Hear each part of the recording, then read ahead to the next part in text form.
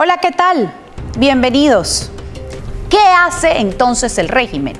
Sacar una conversación entre Samar López, que es del círculo cercano de Tarek El Aissami, a Julio Borges y Carlos Ocariz, que no es actual, pero lo hace con la intención de relacionarlos en este caso de corrupción que involucra al expresidente de PDVSA con el caso PDVSA Cripto, con dirigentes de oposición.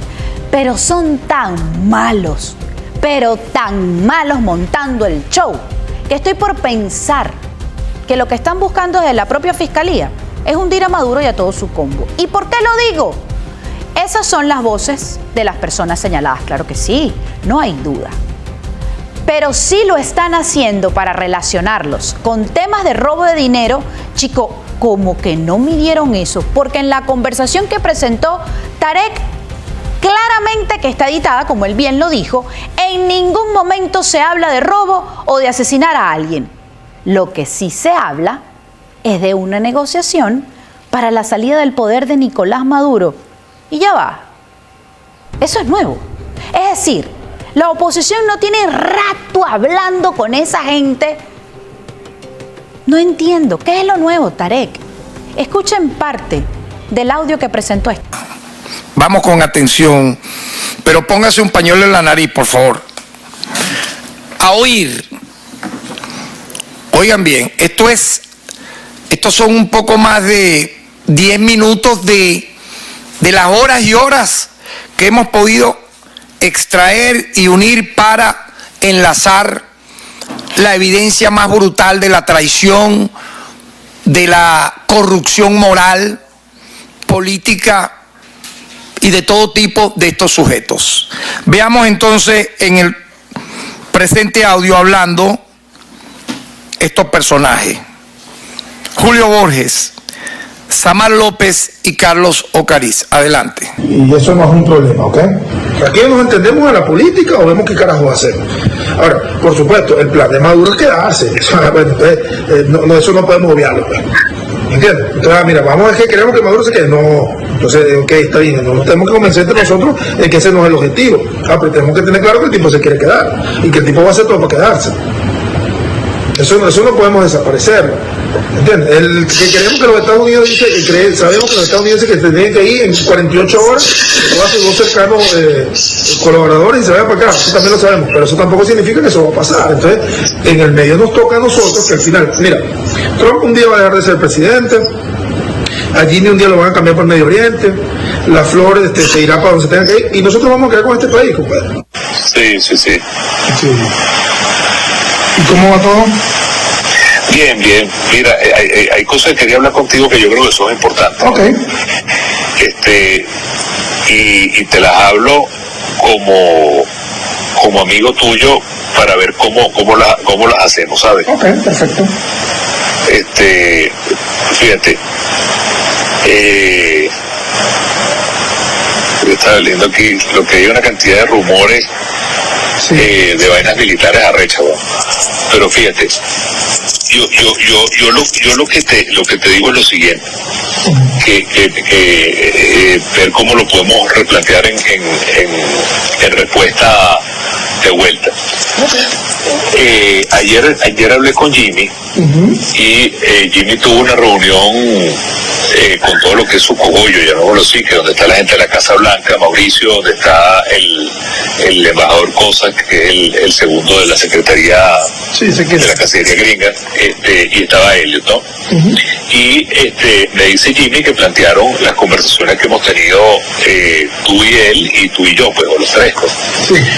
Entonces, a mí lo que me preocupa es lo siguiente, que Jimmy me dice, mira, mándale a decir a Samar que nosotros como gobierno necesitamos que pasemos de hablar a hacer cosas.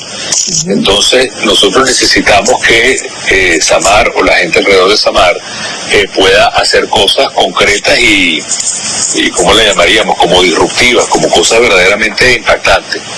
Entonces me dio una cantidad de cosas que te las enumero. Me dijo, por ejemplo, necesitamos que con la ayuda se pueda liberar a presos políticos que se escapen. Necesitamos que se liberen la gente que está presa allí de Citgo.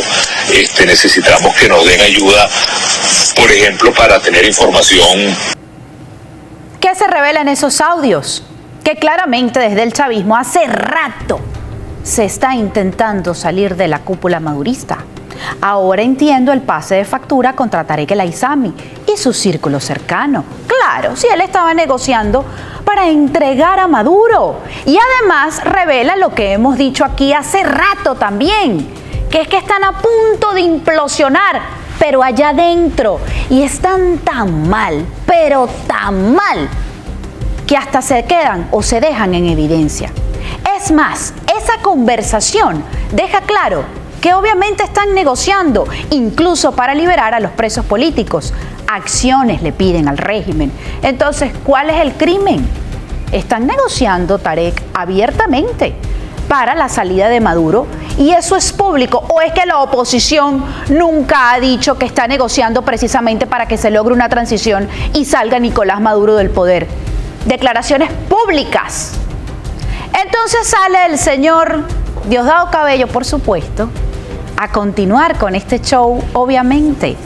Lo vemos en pantalla. Todo esto esté vinculado a través...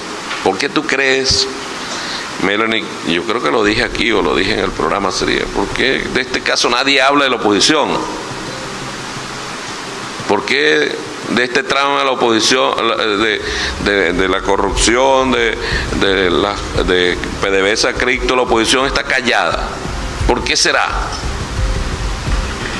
¿Por qué será? Porque están involucrados. Hay gente que no ha escrito en Twitter, en X desde hace tiempo, tratando de pasar agachados, que se andan escondiendo. Todos están comprometidos, sectores de la derecha. Comprometidos. Una gran conspiración contra nuestro país. Bueno, la investigación seguirá adelante. Algunos pudieran decir que no, que el gobierno, seguramente dirán, el gobierno lo sabía y los dejó correr. Una gran conspiración contra nuestro país, donde los sectores de la derecha no descansan y siempre son los mismos. Siempre son los mismos nombres. Siempre son las mismas caras. Siempre son las mismas intenciones de odio contra nuestro país. Bueno. ¿Cuál crimen, Diosdado? ¿Cuáles intenciones de odio? Lograr una transición hacia la democracia en Venezuela. Lograr una transición para que personas como tú salgan de la cúpula. ¿Cuál crimen? ¿De qué están hablando? Lo que evidencia esas conversaciones que presentó Tarek William Saab, que creo que como que no las vio antes de presentarlas públicamente, lo que deja en evidencia es que hay una negociación abierta con ustedes. Dices también que desde la oposición, que qué cosas, ¿no? Que nunca se habían referido al caso de PDVSA Cripto. Primero empecemos por enumerar las cosas como son. Fueron ustedes los que escondieron a Tarek El Aissami. Y luego de un año es que lo traen a colación nuevamente. ¿Por qué? Porque se acercan unas elecciones presidenciales. Pero como a ti hay que matarte los piojos en la cabeza, la oposición se habló y solamente me voy a limitar a presentar en ese momento las declaraciones que dio el dirigente Juan Pablo Guanipa. La revolución se come a sus propios hijos. El que ayer fue uno de los jerarcas más importantes del régimen, ahora está detenido porque perdió el pulso interno en el chavismo. El Aissami lideró el robo de 23.000 millones de dólares al país. Vivió como un millonario mientras en Venezuela se sufría una aguda crisis humanitaria. Debe ser juzgado con todo el peso de la ley. Él se refiere ya cuando el Aissami fue detenido por el propio régimen. Pero él no fue el único en robarle el futuro a los venezolanos. Varios de los jerarcas del chavismo que hoy se dan golpes de pecho, ¿estás oyendo, Diosdado? También son responsables del desfalco más grande de la historia en este país y continúa por allí. Me regreso de nuevo al tema de las conversaciones que presentó el día de hoy el fiscal de Nicolás Maduro, que en serio estoy por pensar que lo que está es saboteando a Miraflores. El dirigente de Voluntad Popular, Leopoldo López, reconoció este lunes que no solo conversó con Samarc López, sino también con personas que aún se encuentran en la estructura de poder del chavismo. Veo lo que escribió a través de sus redes sociales.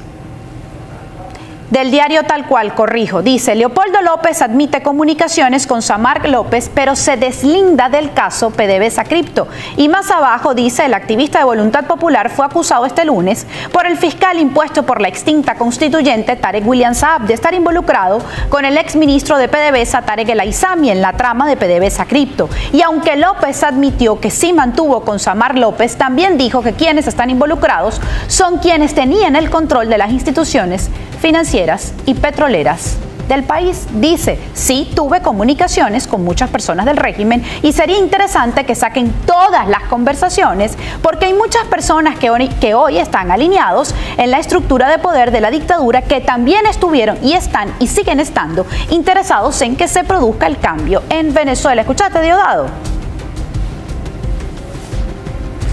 Julio Borges también reaccionó, por supuesto, luego de que fueron publicadas estas conversaciones. Lo veo en pantalla. Tarek William Saab: ustedes saldrán del poder con la unidad y el voto del pueblo. Son corruptos y mentirosos. Los venezolanos seguiremos luchando para que ustedes no sigan destruyendo a Venezuela. Hoy más que nunca, unidad y voto. Lo vamos a lograr. ¿Qué quedó demostrado en esas conversaciones? También Tarek William Saab, que desde la oposición sí se está abogando desde hace rato por la liberación de presos políticos que ustedes siguen sin cumplir.